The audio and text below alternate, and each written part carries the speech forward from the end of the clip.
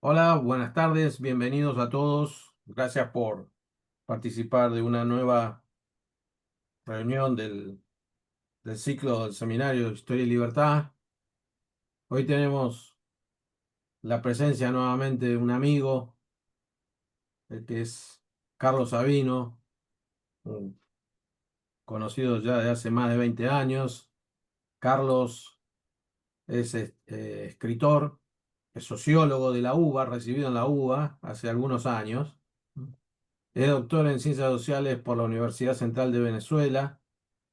Es profesor de la maestría en Historia en la Universidad Francisco Marroquín y ha dado clases en innumerables lugares, ha disertado, es autor de, yo diría, Carlos, no sé, por lo menos 25 libros, no sé Sí, si algo más, algo pero no más, sé si sí. llega a Bueno, 30. ahí estaba viendo recién que nos vas a hablar de tu último libro, ¿sí? O sea Sí, que ya ni vamos a nombrar todo, pero es sencillo poner el nombre de Carlos Sabino en el buscador de Google y le va a decir por todos los lugares donde anduvo. Acá ya es un nacido visitante, que yo creo que lo he convocado desde que tenemos las sesiones virtuales, porque mm, Carlos, si bien es argentino, ya vive hace muchos años en Guatemala, que ahí es donde nos conocimos, ¿no? Y hoy nos va a hablar de una parte de su último libro. Yo no sabía que él había sacado un último texto, o sea, que el año que viene ya te comprometo para hablar de más en extenso del mismo, ahora él lo va a mostrar, pero una parte del libro, un capítulo, habla sobre el fin del comunismo soviético y las peripecias de la libertad, ¿sí? Entonces hoy vamos a estar escuchando su exposición, el rato, 30 40 minutos, un poco más, él me dijo que quizás se extiende un poco más, y luego conversamos y contestamos preguntas de todas las que podamos contestar, porque a veces no hay tiempo para todos. Pero bueno, así aprovechamos los minutos que tenemos, así que te dejo, Carlos, como siempre, muchas gracias por venir a charlar con nosotros sobre estos temas que nos interesan.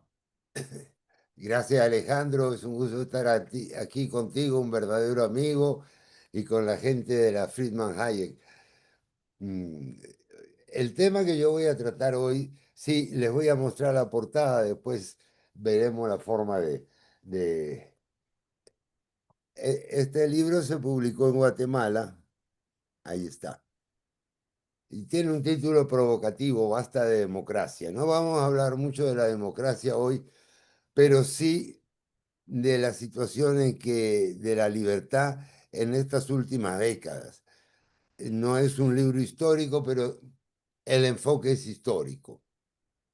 Yo voy planteando aquí en estas páginas cómo se consolidó la democracia, cómo la democracia como modelo, digamos, medio confuso, se enlazó con el estado de bienestar y cómo la izquierda ha evolucionado en estos años, provocando una situación crítica, complicada, muy peligrosa para el mantenimiento de la libertad. Y yo sostengo que, bueno, que los países llamados de democracia liberal en este momento son un engaño, una falsificación. Pero vamos a entrar un poco en la parte de historia más moderna. El fin del comunismo. ¿Por qué lo pongo yo como un cambio de época? Creo que sí es un cambio de época. La discusión ideológica cambió a partir de esos años, de los años 80 del siglo pasado. 89 cae el muro de Berlín, 91, 1991 se disuelve la Unión Soviética. ¿Qué significó eso? Que se abandonó el mundo bipolar, el mundo de la Guerra Fría, el mundo de los dos bandos, que si lo miramos con lupa nunca fueron dos bandos muy estrictos, ¿no? Realmente había ahí países importantes como China que hacían su propio juego, Europa también, en fin, y en África, América Latina y Asia había una variedad de posiciones, pero en realidad el eje de la discusión, el eje geopolítico incluso, estaba claro. ¿Por qué cae el comunismo? Bueno, ahí empezamos a ver la parte sustancial de lo que va a ser esta charla. El comunismo cae porque fracasó, sencillamente fracasó. Se metió en una carrera contra los Estados Unidos tratando de, digamos, de oponer otro sistema diferente. Ese sistema no fue muy adoptado por otras naciones, sí en algunas por la fuerza, un sistema que se basaba en la propiedad estatal de los medios de producción y el partido único. Fracasó, yo diría, porque no pudo seguir el ritmo de la carrera armamentista, porque ideológicamente cada vez tenía menos adeptos y llegó a tener cero entusiasmo. Hablar de Brezhnev como un líder de un mundo nuevo era realmente ridículo allá en 1980, cuando la Unión Soviética invade Afganistán y se mete en una guerra que no puede controlar, que no puede ganar. Entonces, el proceso es más o menos así. Va quedando atrás en la carrera armamentista y en la lucha ideológico-política. Hay el caso típico de Polonia, donde los obreros que dicen ser los representados, a quienes dicen representar los líderes comunistas, los obreros se organizan un propio sindicato anticomunista, Solidaridad, Solidarnosc. En fin, no hay. Entonces, al liderazgo de Brezhnev vienen en el Politburó dos liderazgos que no son liderazgos, dos jefaturas bastante breves, como la de Andropov y la de Chernenko, y finalmente ante la muerte de estos dos señores, que en esa época, fíjense cómo cambian las cosas en 40 años, en esa época ellos andaban en los 70 y ya eran ancianos, morían, etcétera. Hoy día una persona que está en los 79 anda como Trump dando vueltas por el mundo medio loco. Entonces, mm, las cosas se veían diferentes. Llega entonces el más joven de los miembros, que tenía como 50 y tantos años, que era Gorbachev. Gorbachev se da cuenta de que hay que reformar. Hay que reformar la Unión Soviética, el sistema comunista, porque la cosa no anda. Es un país demasiado controlado, mientras en Occidente uno maneja ya computadoras, no le voy a decir que masivamente, pero toda la intelectualidad, las universidades, las Fuerzas Armadas manejan computadoras personales. En la Unión Soviética hay que pedir permiso para tener una máquina de escribir. Ese es un ejemplo que yo doy siempre porque es muy obvio, muy evidente. Nosotros no podemos en un mundo controlado totalitariamente que florezcan las nuevas tecnologías, que haya innovación, que haya competencia. Entonces, esa es parte importante del rezago. Gorbachev dice hay que remodelar esto. Empieza por cosas sencillas como una campaña contra el alcoholismo, cierta autonomía a las fábricas, pero es tanta la tensión política acumulada, tanto el deseo que tiene la gente de cambiar y tanto los problemas nacionalistas, porque en ese momento la Unión Soviética se compone de 15 repúblicas no rusas, algunas que han sido sometidas por la fuerza, como los tres países bálticos. Entonces empieza la reacción. Gorbachev la deja correr y surgen diferencias por fin. Se acaba la unanimidad en el Partido Comunista Ruso, o en el Partido Comunista Soviético, para hablar con exactitud. La Unión Soviética entonces implosiona. Quiere decir que implosiona, que no desaparece finalmente, no vamos a entrar en los detalles, desaparece finalmente, digamos, desarmando toda esa estructura que se había creado. Las 15 repúblicas se independizan una de otra, incluyendo Ucrania, que tema que nunca se terminó de arreglar bien. Y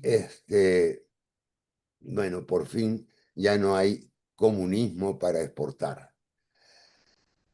Yo pienso que hay una razón ideológica profunda. Alejandro lo sabe, pero a lo mejor ustedes no. Yo fui de izquierda hasta que conocí el socialismo de Salvador Allende en Chile, allá en 1971, recién graduado. Y viví después varios años en Venezuela, dando clases en la Universidad Central, en la Escuela de Sociología, dominada absolutamente por la izquierda, donde ahí la derecha eran los socialdemócratas. Y vi cómo había una especie de perplejidad en la gente. ¿Qué pasa ahora que no tenemos comunismo? Y el comunismo no era atractivo, y yo diría por tres razones. Fíjense, desde el punto de vista económico, sí, fabricaba misiles, puso satélites en órbita, tenía una industria pesada considerable y tanques, pero la gente no podía comprar naranjas. Y la gente sabía que en todo Occidente se podían comprar bananos, naranjas y cosas tan sencillas como lápices labiales, pantalones vaqueros, en fin. Eso económicamente era un fracaso. ¿Por qué? Porque la economía centralizada centralizaba los recursos porque no había mercado, porque los precios fijados eran arbitrarios, como ya decía von Mises un siglo antes.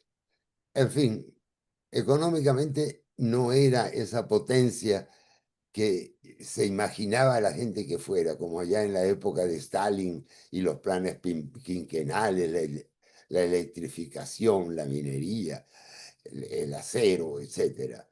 Ya no. Políticamente no ofrecía el mínimo de libertades que tenemos en Occidente. No ofrecía más que un partido único constitucionalmente definido y un partido único que estaba centralizado en una figura o en un, si ustedes quieren, tal vez en un politburó, como en estos casos de la década de los 80, donde había bastantes ya, no digo discrepancias, porque no llegaba tanto, pero bastantes matices entre las principales figuras. Pero era un régimen centralizado, libertades políticas cero. Habían terminado ya los masivos deportaciones a campos de concentración, pero todavía quedaban campos de concentración. O sea que políticamente, frente a las imperfectas democracias de Latinoamérica, por ejemplo, no ofrecían ningún estímulo, no resultaban atractivas como para embarcarse en una lucha. Y socialmente la desigualdad no había desaparecido. Al contrario, uno en el peor suburbio de Nueva York podía comprar todo lo que quería, y no solo en Nueva York, sino en países de América Latina, de Europa, si tenían los recursos suficientes, claro. Pero en la Unión Soviética el consumo estaba regulado desde el Estado. Incluso había tiendas diferentes para diferentes estratos de la población. Y los estratos, ¿cómo se conformaban? Claro, no era una nobleza hereditaria, pero sí era lo que se llamaba en esa época una nomenclatura, una lista de gente, miles de gentes, que tenía acceso a diversos bienes. La vivienda, el consumo de alimentos, de ropa, incluso muy limitadamente viajes. En fin, la Unión Soviética parecía enterrar ya el sueño de Marx. Parecía aislada de las corrientes modernas de los años 70, 80, y hasta 90 diríamos. Y no tenía atractivo, no tenía prestigio, iba perdiendo el prestigio. El prestigio de la Unión Soviética fue máximo en 1945, cuando al final de la Segunda Guerra Mundial entraron y tomaron Berlín, la capital de la Alemania nazi. Pero de ahí en adelante podríamos decir que hubo con altibajos, pero una permanente decadencia. Bueno, eso generó un cambio geopolítico por un lado y un cambio ideológico por el otro. Vamos a hablar rápidamente del cambio geopolítico. El cambio geopolítico significó, con la desaparición de ese mundo bipolarizado, que Estados Unidos quedó como única potencia mundial y que los otros países vieron la oportunidad de un policentrismo, por decir así, aunque en 1989, 1991, 95, los Estados Unidos aparecían como realmente la única potencia existente. Ellos no supieron mantener esa posición. Ellos no supieron algo así como construir un liderazgo que podía ser de varios estilos, pero tenía que ser de un estilo definido. Podía ser el liderazgo de un imperio, pero ellos, por su tradición, por su ideología y hasta por sus recursos y su posición en el mundo, rehusaron invadir Irak y considerarlo como un protectorado norteamericano. No llegaron a eso. Y dije Irak, podría haber dicho algunos otros varios países como Haití, como muchos otros. Incluso habían tenido siempre problemas para terminar de digerir, de incorporar a su nación a naciones como Puerto Rico, cercanas, más fáciles de asimilar. No eran un imperio, verdaderamente, aunque la izquierda siempre hablaba del imperialismo, ahora ya no hablan del imperialismo, ahora la izquierda le pide dinero a los, a los imperialistas. No eran un imperio, pero tampoco eran un gendarme amistoso, no eran un componedor, un papá bueno que hiciera que entre chinos no se pelearan, que hiciera que Rusia debilitada se incorporara a la OTAN, por ejemplo. No, ellos mantuvieron un poco una posición ambigua que ni doy ni asumo el liderazgo. Estoy ahí un poco en el aire, la iniciativa de Bush, porque esto tiene mucho que ver con el presidente George Bush. La iniciativa de las Américas fracasó estrepitosamente, nunca se concretó nada. La alianza con los europeos se amplió en vez de reducirse o eliminarse o incorporar a Rusia. Me estoy refiriendo a la OTAN o NATO. No, ellos mantuvieron la vieja reserva. Incluso, tal vez algunos lo recuerden, el famoso Henry Kissinger, que armó la política norteamericana en los últimos tiempos de la Guerra Fría. Kissinger se opuso a la reunificación alemana. O sea, no entendieron que se abría un nuevo mundo, ¿sí? Quedaron fijos en su propia ambigüedad.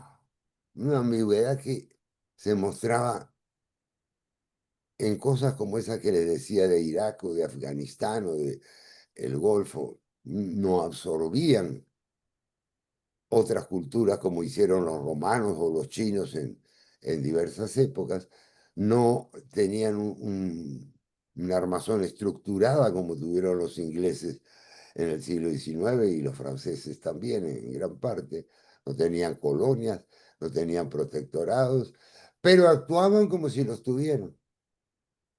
Entonces, ni una cosa ni otra, ni chicha ni limonada. Ese es un tema que vamos a dejar ahí pero que a mi manera de ver explica algunos de los peligros de la libertad y del mundo contemporáneo.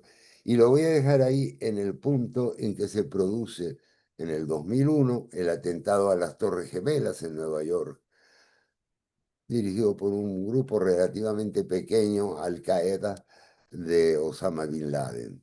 Eso es otro eslabón en esta cadena de cambio, pero es un punto importante porque de ahí en adelante se define una política de seguridad y se comienza a hablar de guerra contra el terrorismo.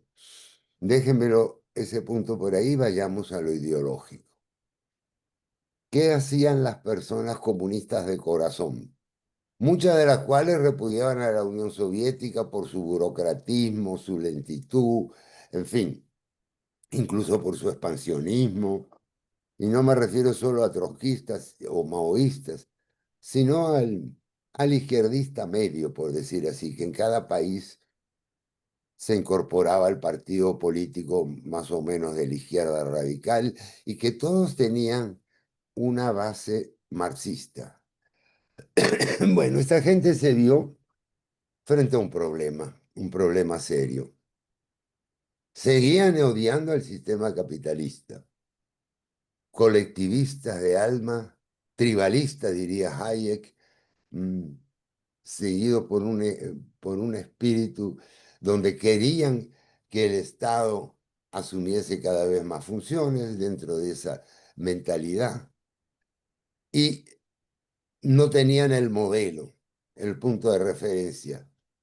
Aquí hubo les voy a dar una especie de cosa anecdótica, aquí hubo un cura, un sacerdote que está todavía vivo, el padre Falla, yo lo entrevisté, que cuando se refirió a esta caída del comunismo, bueno, que él era algo así como el capellán de las comunidades de resistencia, que eran los últimos resabios de la guerrilla, trabajaba para el EGP, una guerrilla que fue la más importante, sin llegar a ser muy importante, una guerrilla que seguía más o menos la mentalidad de guerra prolongada de Mao Zedong y Ho Chi Minh. Él dijo, de pronto vimos una nube negra. Claro, la nube negra era la desaparición de la Unión Soviética, pero con todo lo que venía detrás. Y era una cosa lógica.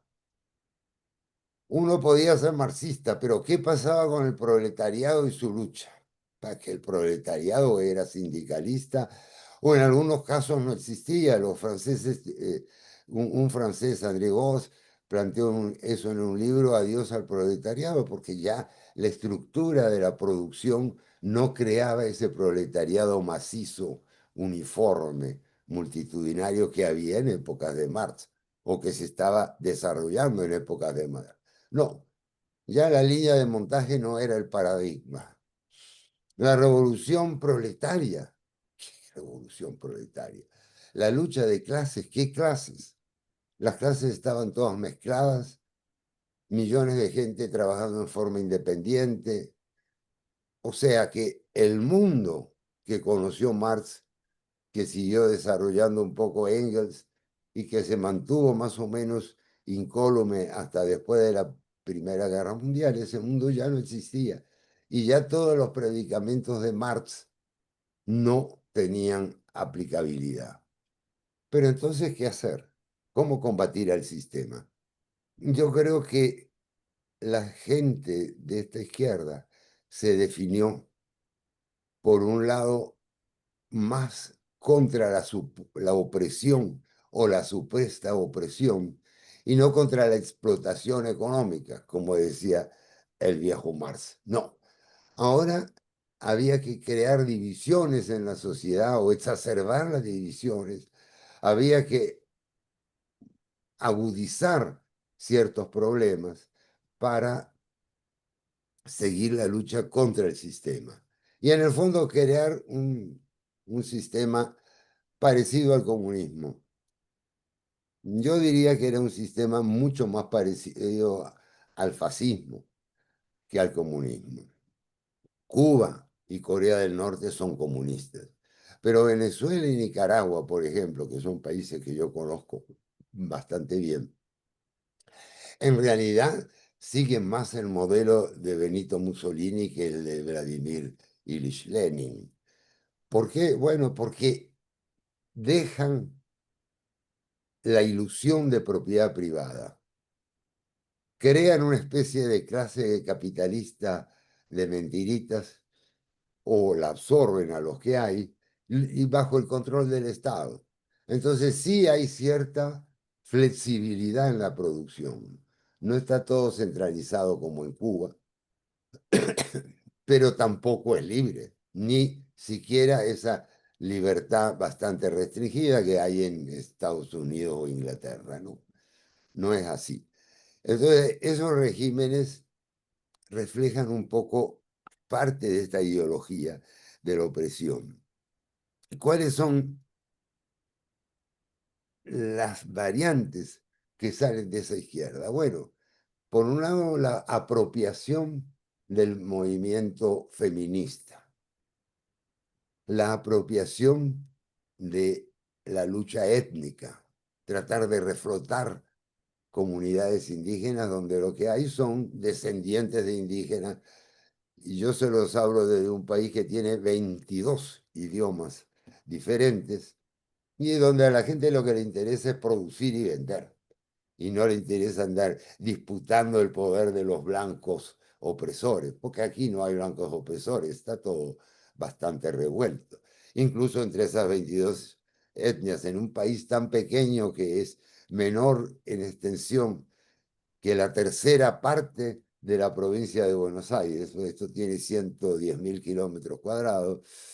Bueno, hay un mestizaje continuo de las 22 etnias, los blancos, los extranjeros que llegamos, etcétera.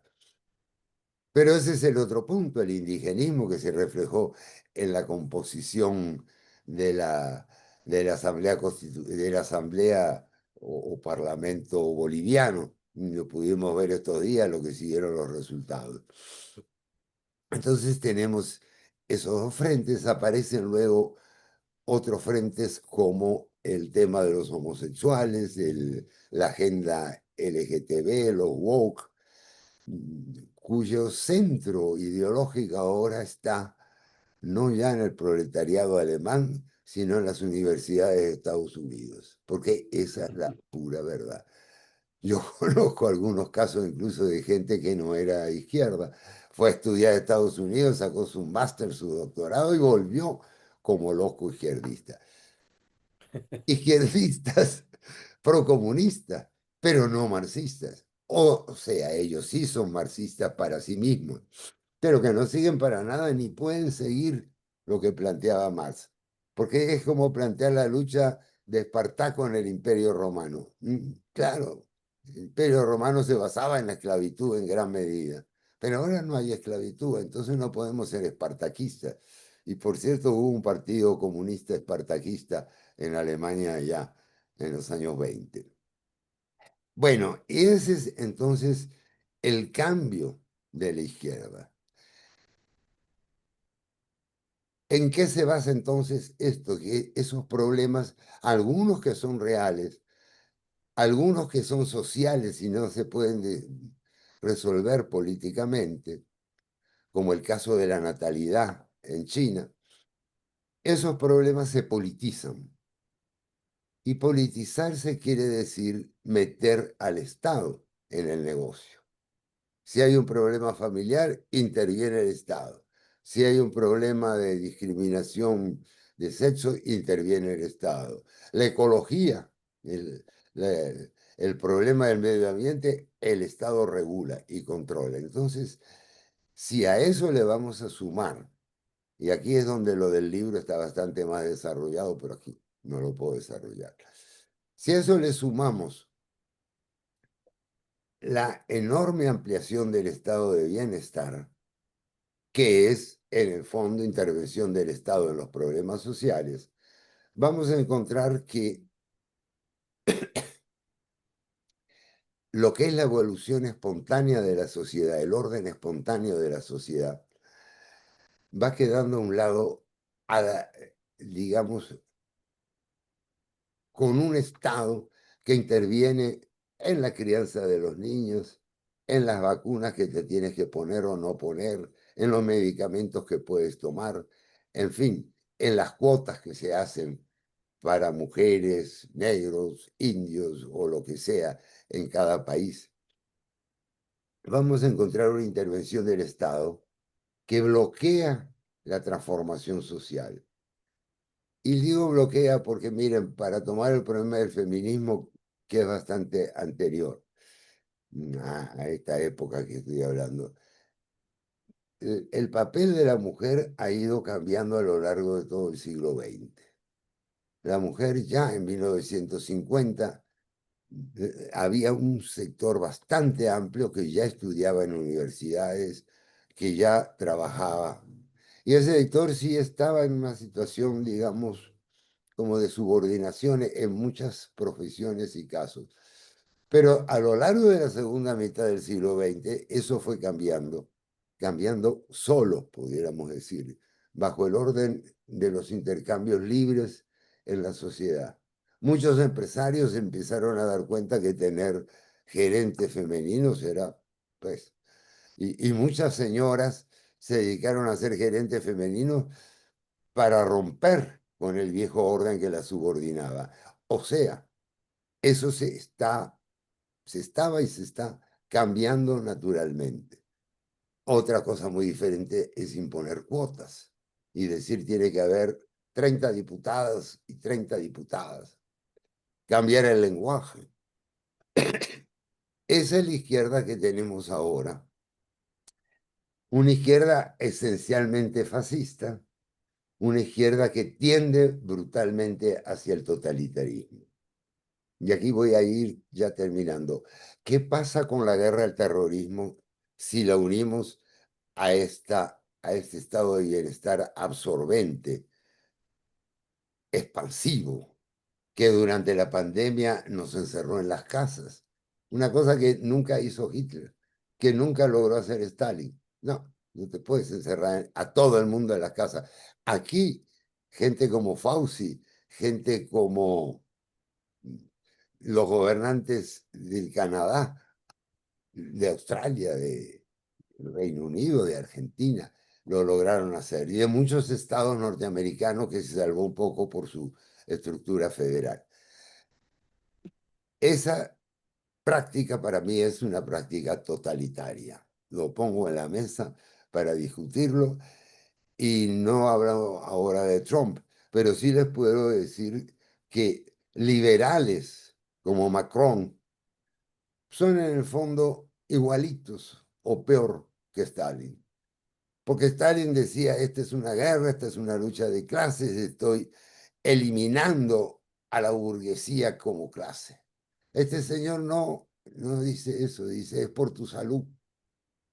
Lo cual hace que la dependencia que se crea en la gente respecto a ese estado de bienestar, esa dependencia la lleve a actuar como un rebaño, lamentablemente. La democracia, la forma de elegir o la forma democrática que hemos adoptado, porque hay muchas formas de hacer algo así parecido a democracia, la democracia se convierte en un torneo donde cada quien promete más. Fíjense que, para volver al caso francés, se planteó la reducción, el aumento de la edad de jubilación de 62 a 64 años.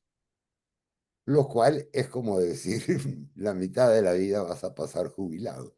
Yo tengo 81 aquí y estoy dando la conferencia, no veo por qué me tienen que jubilar. Pero en fin, el problema es que no se puede pasar de 62 a 64, la izquierda y la derecha se oponen, porque todos están en la lógica del estado de bienestar. Si a eso le agregamos la guerra contra el terrorismo, vamos a ver el panorama complicado que tenemos para la libertad. Por eso yo hablo de las peripecias de la libertad. Tú no eres libre cuando te dice el Estado, a través del Ministerio de Salud y de toda la estructura que tienen. El Estado te dice qué pastillita tienes que tomar en la mañana y si te van a operar o no te van a operar. No eres libre cuando a tus hijos los ideologicen en la escuela. Pero tampoco eres libre de hacer transacciones comerciales. Hay una presunción de culpabilidad en todo el mundo moderno, que es si no el lavado de dinero. Mm. Yo, cuando vivía en Venezuela, tenía unos ahorros, por supuesto, como tienen muchos argentinos, en dólares. Y tenía que sacar eso. Y a mí me dijeron, mira, está bien, lo hiciste, va todo bien, pero eso es lavado de dinero. ¿Lavado de dinero? ¿Qué tengo que ver yo con el narcotráfico? Doy una conferencia, me pagan $1000 y entonces los quiero tener a salvo del dichoso Bolívar, que cada vez valía menos. Yo tengo aquí varios billetes de 1 millón de bolívares. Bueno, la guerra contra el terrorismo tiene varios problemas. Y aquí voy a ir dejando ya mi parte. El primer problema y el más severo de todo es que nunca se va a ganar. No se puede ganar una guerra contra un elemento abstracto. Yo puedo ganarle una guerra a los japoneses, puedo ganar una guerra a los ucranianos, pero yo no puedo ganar una cosa que está en perpetuo crecimiento, o no, no en aumento, pero sí en modificación, en cambio, y que me obliga a mí o que me lleva a mí a adoptar una especie de sistema de seguridad en que tengo que controlar a las personas. Si ustedes han viajado fuera de Argentina y han pasado por un aeropuerto, van a entender lo que les quiero decir. Cuando a ti te sacan el cinturón, cuando a ti te quitan los zapatos, todo eso significa que no eres libre. Entonces, en ese punto estamos y escucho preguntas y críticas, quizá. A ver si hay preguntas ya, don Dale. Alejandro. A ver. Bueno, alguno debe estar pensando por dónde arrancar, pero mientras piensan eso, y antes Ujú. de que yo te haga un par ahí de comentarios, mostrar de nuevo la tapa del libro y La tenemos. Está en Mercado Libre. subirlo un poquito ahí. Dice, basta de democracia, y el subtítulo que no se lee bien o yo no leo, El no llego a leer. título se lee Una aproximación histórica a la falsificación del liberalismo. Ah, perfecto. Ahí Que está el como uno libro que denuncia se... a estos liberales tipo Trudeau, que te congelan cuentas bancarias cuando te opones, en fin. Sí, bueno, yo, o sea, volviendo un poquito sobre lo último que vos señalabas, ahí se me dispararon dos o tres reflexiones que quiero compartir con todos y a ver qué te parece. Que justamente la charla anterior, hace un par de semanas, la dio Walter Castro, ¿no? Ujú, Y hablando sobre libertad, liberalismo, él volvía sobre el tema este de que, porque estos grupos que vos mencionaste, hablan de diversidad todo el tiempo. ¿No? Hablan de diversidad, ¿no? Y Walter decía, no hay ningún sistema que fomente más la diversidad que el liberalismo desde el siglo XIX en adelante. Ahora, estos se apropian esa palabra, en realidad se apropian de todo. Vos nombraste al pasar el feminismo, ¿no? Como no se apropian de la idea de distribución, nada distribuye mejor que el mercado, pero ellos se creen que son los amos de la distribución, ¿no? Entonces, eh, o sea, porque acá es donde viene, y acá donde viene la polémica, me parece, que yo voy a plantear, no sé vos cómo la ves, pero medio dejaste traslucir algo sin meterte, no sé si lo haces en el libro. Pero es como que estamos de dos péndulos, ¿viste? Es decir, como que vamos a esta diversidad que te la impone la izquierda. Ahora tenés que contratar a gente que sea así, gente que le gusta el rock, gente que le gusta Tiene que haber tanto que le guste el tango, tanto que le guste el rock, tanto que no le guste la música. Tienen que estar, ¿no?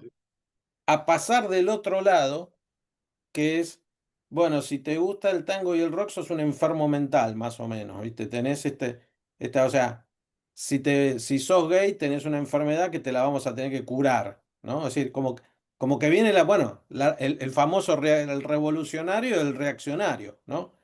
Este, y esta idea también se ve, y ahí te dejo porque ya metí bastante, creo, pero dos más, ¿no? Una me sale el tema, sobre todo bueno, Francia se viste, yo por ver la televisión y tal, ¿no? Parecería como que se está derrumbando definitivamente, ¿no?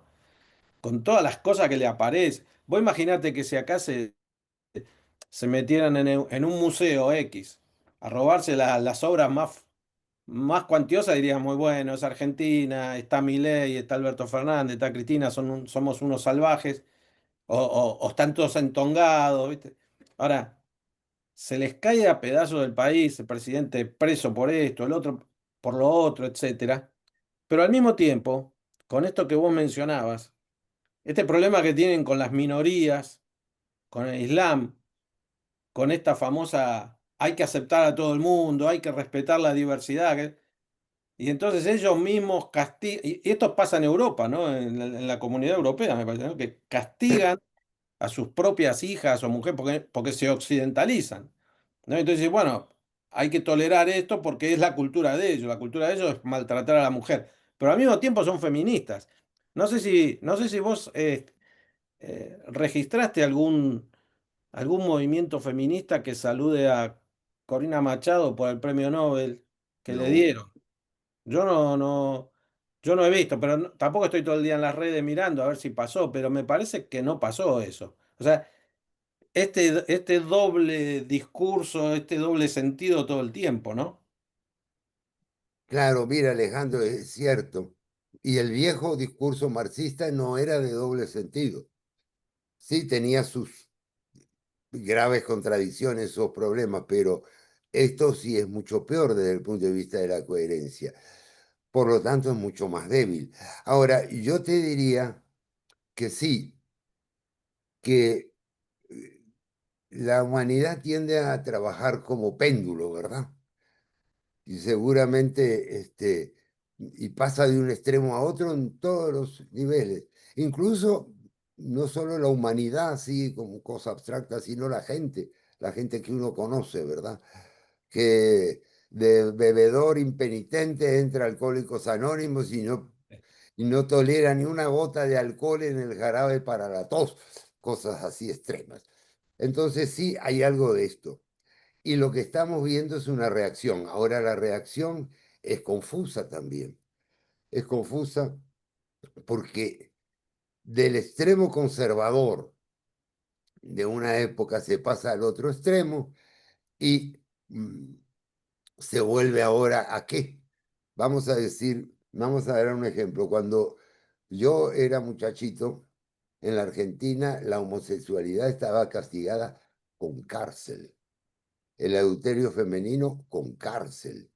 Bueno, por favor, eso ningún liberal lo puede aceptar realmente, ni la pena de muerte que hay en varios países contra la homosexualidad.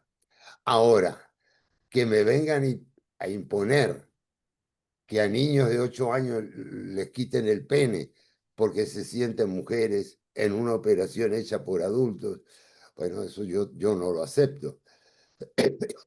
Y aquí estamos los liberales siempre en el mismo problema, entre medio. Yo recuerdo el caso, para darles un ejemplo, porque la historia ilustra mucho y por suerte tú eres historiador y ves esas cosas. La revolución, la guerra civil española. ¿A qué bando pertenecerías tú? Bueno, yo no podría pertenecer al bando de la izquierda, que entraba a los conventos y sacaba a las monjitas y quemaba iglesias y mataba sacerdotes. Pero tampoco puedo ir al bando de Franco.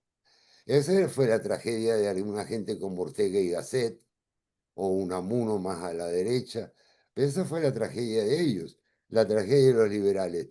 Y esta discusión que yo planteo un poco aquí es para eso, para evitar que nos atrapen entre los que quieren volver a, a sacrificar gente por normas morales que no tienen por qué ser obligatorias, o los que quieren imponer para nuestros hijos que se cambien de sexo. No, eso son barbaridades. ¿A dónde estamos llegando? Entonces, si a eso le unimos las tensiones geopolíticas, esa especie de estados de guerra que hay en muchos lugares del planeta, bueno, vamos a ver el peligro para la libertad. El peligro para la libertad es que te dejen arrastrar de la izquierda o de la derecha, pero el otro peligro es que se generalice una especie de guerra mundial sorda, de tercera guerra mundial, pero así, trabajada como encubiertamente, y que en toda guerra la primera víctima no solo es la libertad de prensa, es la libertad en general. O sea, ese sería mi comentario y añadiría una cosa sobre la diversidad. Estamos de acuerdo en la diversidad tiene que ser respetuosa, no conflictiva, no crear un conflicto. Ese es el problema, que esta gente que busca la diversidad opone negros contra blancos, latinos contra esto, y eso es desarmar la estructura social. Yo creo que estamos en un cambio civilizatorio muy fuerte, pero hasta acá llego y no puedo decir más, no entiendo más. Sí, bueno, en esa línea va algo que ahí comenta Roy, así que no lo vamos a leer porque, o sea, lo leí, pero no lo vamos a leer en voz alta. Después, si hay alguna pregunta, es bienvenida. José Rodríguez dice: Tengo una duda. La descomposición de la vieja Unión Soviética a través de Gorbachov, ¿fue para mejorar la producción rusa y las libertades o por la presión de los jerarcas incrustados en las grandes empresas para beneficiarse con la salida del sistema y poder interactuar en el mundo capitalista con extraordinarios beneficios que, bueno, esto agrego yo que es lo que pasó, ¿no? Finalmente, pero Los oligarcas.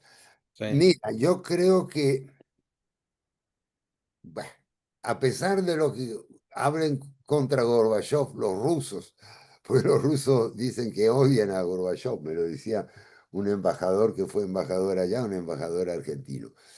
Eh, no, yo creo que los oligarcas aprovecharon. Vamos a privatizar, yo la compro. Ese fue más o menos el discurso. Pero lo de Gorbachev salió no de privatizar, pero sí decir, la producción es una producción ficticia.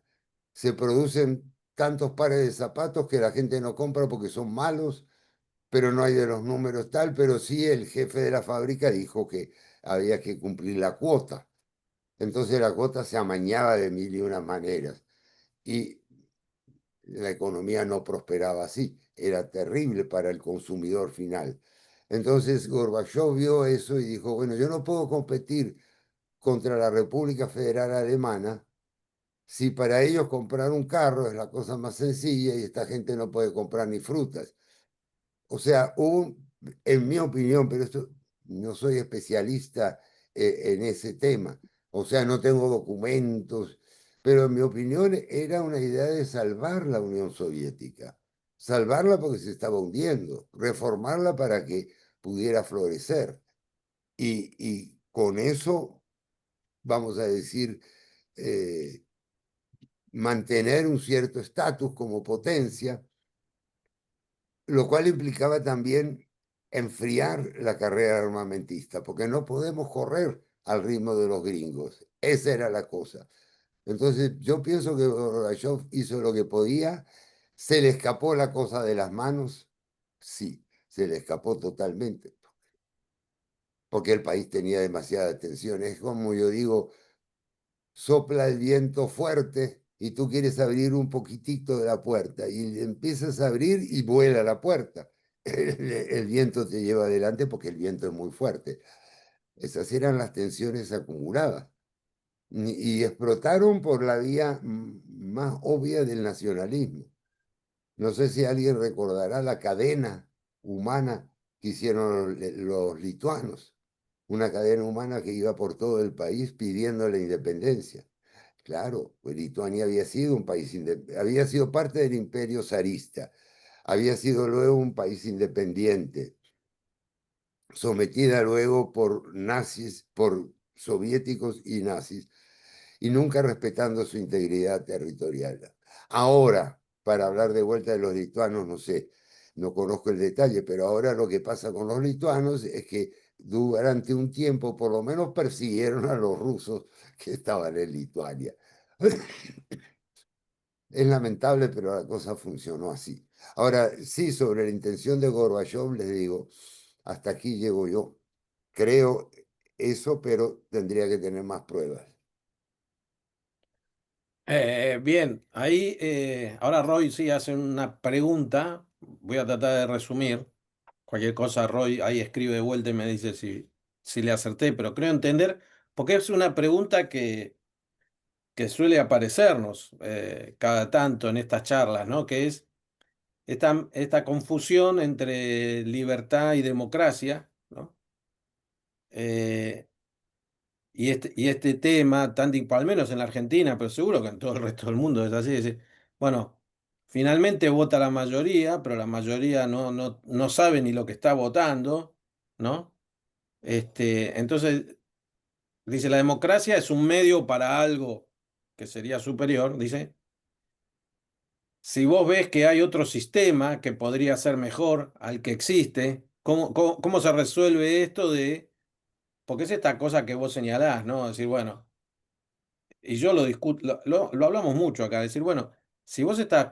El caso de ahora en la Argentina, ¿no? Decir, bueno, pasaron 2 años, claro, la cosa no mejoró sustancialmente, al menos para la mayoría de los votantes. Y entonces están otra vez tentados a decir, volvamos para atrás porque esto no funciona, ¿no?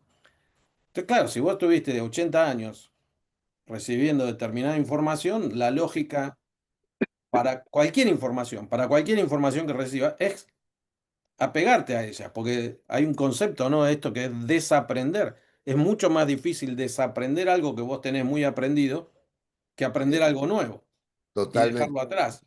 Nosotros tenemos esta historia que vos muy bien reseñaste, que es, ya sea por izquierda o por derecha, el Estado me lo tiene que resolver, son derechos. Y uno lo escucha, cualquiera te lo dice, ¿no? Sin haber estudiado Gramsci, ni Lenin, ni Marx.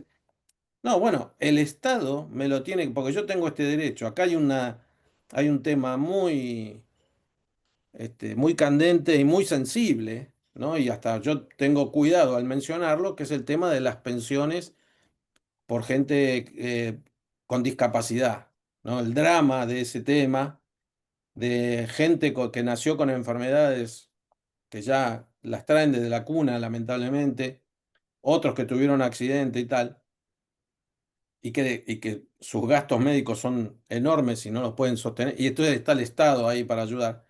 Pero que detrás de esto, detrás de los administradores, burócratas infames, se aprovechó eso para meter a cientos de miles que no tenían nada y los compensaron, ¿no?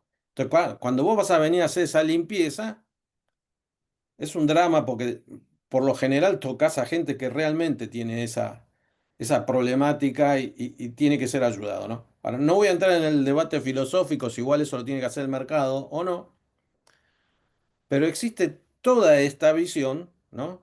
De el Estado presente. O sea, vos estuviste con esta idea, son pocos los que realmente han estado expuestos a las ideas del liberalismo clásico y de ver por qué funciona.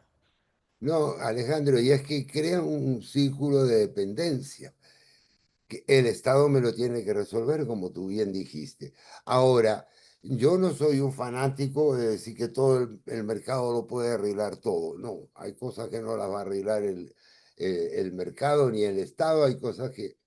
Pero claro, un régimen liberal en que cada uno asuma sus responsabilidades hasta donde pueda. Por supuesto, si nace una persona con una enfermedad congénita que lo incapacita, bueno, ¿qué hacemos? El problema no es eliminar el estado de bienestar como un mal. El problema es controlarlo. Y la historia de los últimos 70, 80 años muestra que es muy difícil de controlar. Yo pienso que hay países impensados, pero países como Suecia, donde han construido un inmenso estado de bienestar, pero lo controlan, porque es tan grande que un poquitico más y es el desastre. Pero ellos, no sé ahora cómo están, en la pandemia reaccionaron de la forma más liberal de todas. En fin, pienso que como sistema, lo que llamamos democracia, lo que es democracia es la base, pero que tiene que ser otra forma de democracia. Eso yo lo insinué ahí, no lo tengo todavía desarrollado, pero la idea es esta. Yo no puedo quebrar el sistema de igualdad ante la ley. No, la igualdad ante la ley, más allá de todos estos diversionistas que hablan, no, la igualdad ante la ley es importantísima, que no se cumple, pero en fin, la resolución entre votar o agarrar un fusil, claro que sí es mejor votar. Esos son elementos de lo que llamamos democracia. Ahora, que la gente vote, 50 millones de personas o 100 voten para elegir unas personas que ni conocen a una Cámara de Diputados o Congreso o lo que sea, que tiene un poder tiránico, porque pueden aprobar cualquier ley. Eso hay que cambiarlo, manteniendo las bases de lo que llamamos sistema democrático. Yo no quiero volver a un sistema monárquico como algunos plantean, no, pero tiene que haber más controles, otra forma.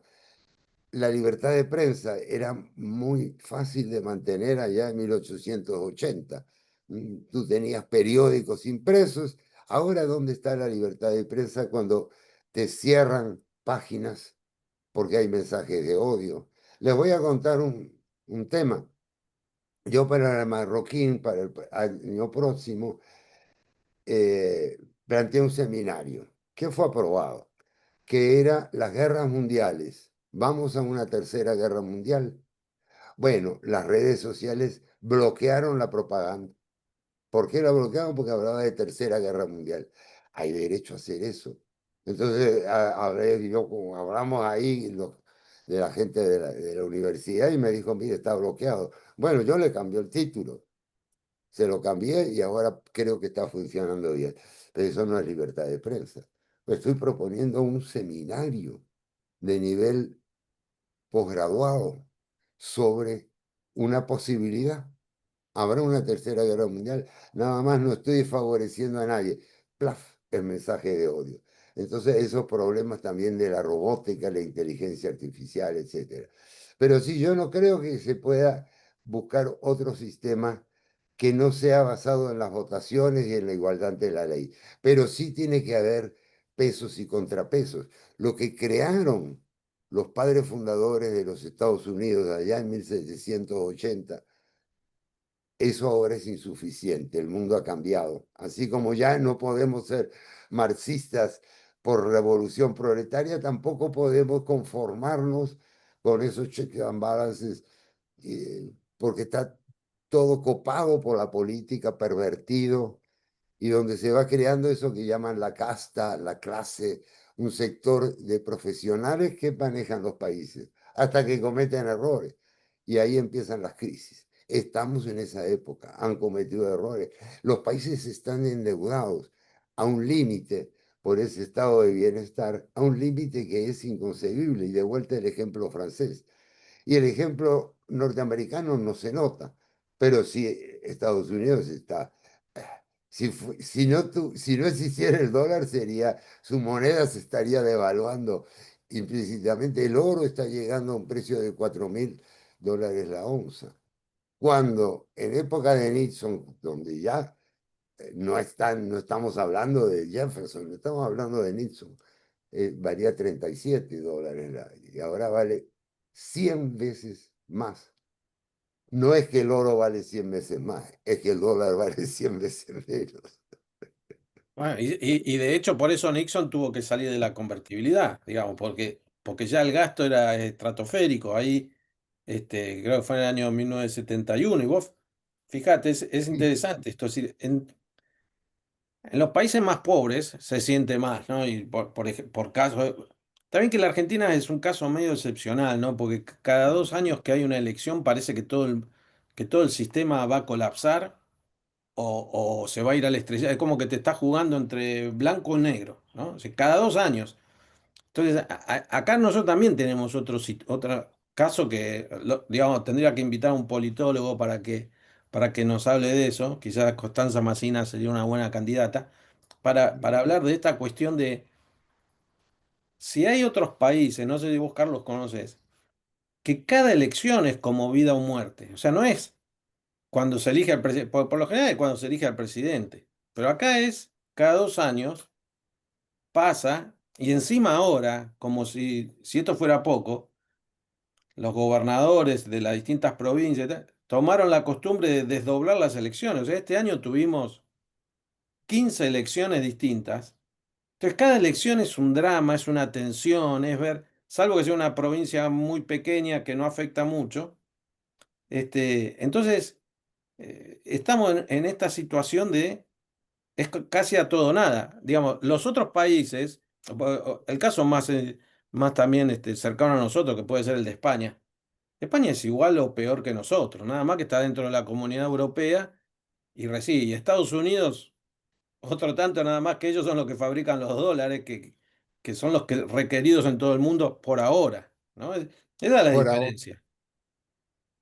Mira, Alejandro, yo pienso que Argentina está haciendo punta en todo eso, lamentablemente, porque eso de vida o muerte, que esta elección es total y es final eso cada vez va pasando más, cada vez va pasando más en países, por ejemplo, eh, en América Latina, yo diría que Costa Rica y Uruguay y Paraguay quizá son los que mantienen un sistema de partidos más o menos donde ganan, para decir la vieja historia del siglo XIX, ganan los blancos o los colorados.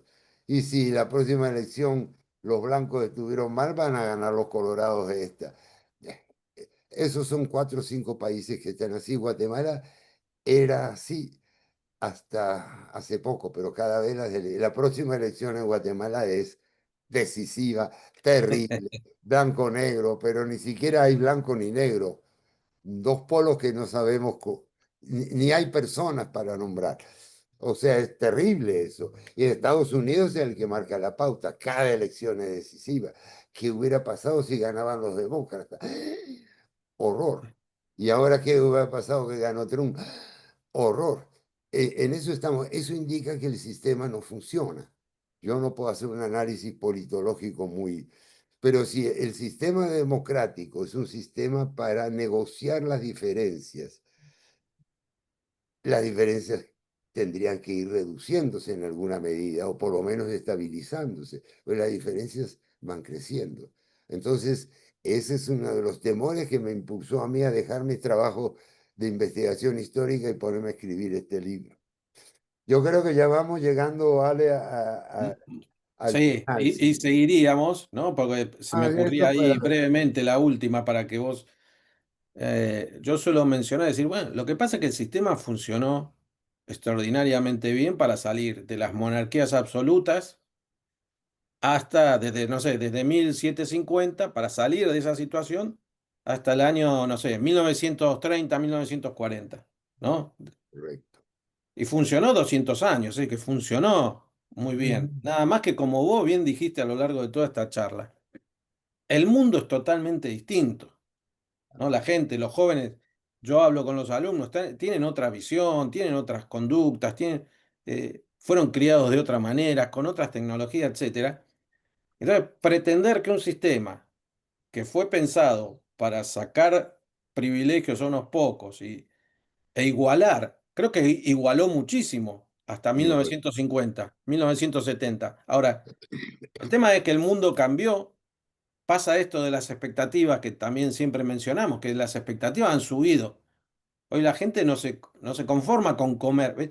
Yo siempre pongo el ejemplo este que es, nosotros llegábamos a casa, todos por ahora, creo que la mayoría de los que estamos acá, llegamos a casa y preguntamos, ¿qué comemos hoy? ¿No? mm, Pero en la historia de la humanidad, la pregunta siempre fue, ¿comemos hoy? claro. Esa fue. Y esa igualación que hizo el mundo capitalista liberal desde 1750 a 1950, 200 años, bueno, también los propios, esa casta que se enquistó, también le encontró la vuelta a cómo hacerle Claro, trampa todo tiempo al sistema, claro, ¿no? claro, Entonces claro. vos votás cada 4 años al tirano que te va a tiranizar 4 años y te mantiene contento con que además te ayuda encima. Entonces, eso es lo que hay que cambiar, que no es tan fácil. No es Tampoco nada fácil. se abolió la monarquía absoluta. Desde 1500 hasta 1800, tuvo 300 años, se fue modificando lentamente por otros 100 años y tal, hasta que tuvimos el sistema democrático. Bueno, claro, nosotros queremos la solución hoy porque estamos hoy viviendo y no me importa si la solución viene dentro de 50 años, ya no voy a estar, no me sirve. Pero es cierto que el sistema cruje y, y Sí, hay que ahí encontrar una alternativa, pero hasta que se encuentre la alternativa sigue siendo el mejor, podríamos decir. hasta que se encuentre la alternativa, estamos así como con la ansiedad de ver que esto no funciona, pero que lo que tenemos, sí, de acuerdo. Ya, incluso yo te diría, ¿comemos hoy? ¿O qué hay de comida hoy? O lo que yo veo aquí en Guatemala, no solo en la clase alta, que dice, ¿a quién le pedimos comida hoy para que me la traigan a casa? Ah, sí, sí, Sí, a sí. una hamburguesas, pollo, pizza, ¿qué comemos? Carne. No, estamos de acuerdo contigo. Fíjate, no hay sistema eterno, no hay sistema perfecto. Y la historia lo va modelando. Ahora las transiciones son difíciles y yo creo que estamos en una transición. Cuando vos hablabas de esa lucha contra el absolutismo monárquico, se me ocurría a mí recordar la República Romana. 500 años duró, pero claro, fue cambiando hacia el final y no hubo manera de evitar que se fuera al imperio, se volviera un sistema de otro tipo, de la monarquía de la primera Roma a la república, de la república al imperio. Bueno, esas son las cosas que tenemos que ver y a mí me gustaría que la gente leyera esa parte de Roma, cómo Roma cambió, no cómo fue el imperio, ni cómo desapareció el imperio, aunque también es otra transición muy fuerte, cómo Roma perdió la república, porque podemos perder la república, las estamos perdiendo. Esa sería mi reflexión final. Estudiemos eso y por favor no caigamos en los extremos. No sé si Bueno, muy bien. podemos... Mostrarnos nuevamente por última vez el libro, a ver si alguno lo perdió o tal, así, ¿no? Basta de Fíjate democracia, un que poquito ahí más arriba. cada una de estas flechas indica no lo bueno y lo malo, indica todo revuelto. La democracia parece que va para acá, la democracia va para acá. Entonces, esa es la situación que estamos viviendo, esa especie de confusión de fondo, de cambio civilizatorio, diría yo. Bueno, muy bien. Te Bueno. agradecemos, ya te sacamos 10 minutos más, pero valió la pena la charla. Agradecemos a todos los que Sí, se es que esto quedaron. puede seguir Ahí Sergio hablando. mandó una recomendación de un libro que se llama Fundamentalismo Democrático. Ajá, Dice, de un filósofo español, dice, escribió un libro que se llama Fundamentalismo Democrático, que anticipó muchas de las situaciones que estamos viendo, viviendo en este momento. Así que agradecemos también la sugerencia ahí de Sergio. Y nos ahí vemos en la queda. próxima y gracias Carlos y nos vemos en algún momento a ver si nos Gracias, cruzamos Alejandro. Un acá o saludo a allá. todos los que me siguieron. Que la pasen Muy muy bien. bien. Feliz día. Igualmente, gracias, saludos.